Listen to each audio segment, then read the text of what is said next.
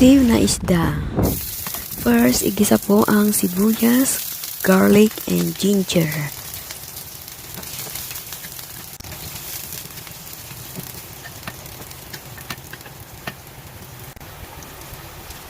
Then, ilagay po ang green chili and red chili. Tapos, ilagay na po ang isda. Lagyan ng kunting suka, kunting water to boil, to cook, and cover it. Tapos, lagay na po sa top ng spring onion, pakuluan.